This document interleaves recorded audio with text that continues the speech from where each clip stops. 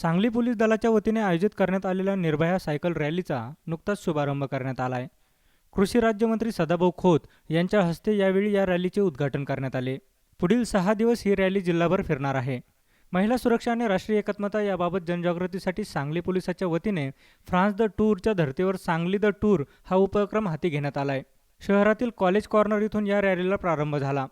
यामध्ये शालेय विद्यार्थी, तरुण तरुणी, सामाजिक कार्यकर्त्यांसह सुमारे 1000 लोकांनी सहभाग घेतलाय.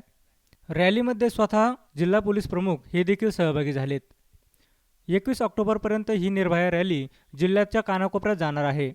तर सांगली पोलीस दलाचा हा उपक्रम कौतुकास्पद असून तो राज्यात राबवण्यासाठी आपण प्रयत्न करणार असल्याचा विश्वास यावेळी कृषी राज्यमंत्री सदाभाऊ खोत यांनी व्यक्त केला आहे.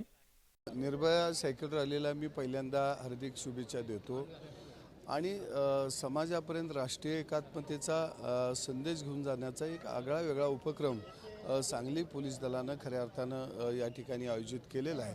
आणि निश्चितचपणानं की पोलीस हा नुसता मित्र आहे असं न राहता पोलीससुद्धा सामाजिक कार्यामध्ये सहभाग घेऊ शकतात आणि त्याच्या माध्यमातून समाजाला निर्भयपणानं राहता कसं येईल आणि समाजाला खऱ्या अर्थाने एक आधार वाटला पाहिजे अशा पद्धतीचे एक चांगला उपक्रम या जिल्ह्यामध्ये या जिल्ह्याच्या पोलीस दलानं या जिल्ह्याचे SP शिंदेसाहेब आणि त्यांच्या सहकार्याने घेतलेला आहे आणि खऱ्या अर्थानं हा कौतुकास्पद आहे. राज्यात काय हा उपक्रम राबवण्याचा आपला विचार आहे?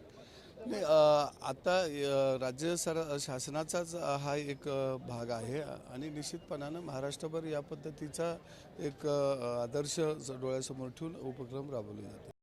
योगेश चौगुले, SBN महाराष्ट्र, सांगली.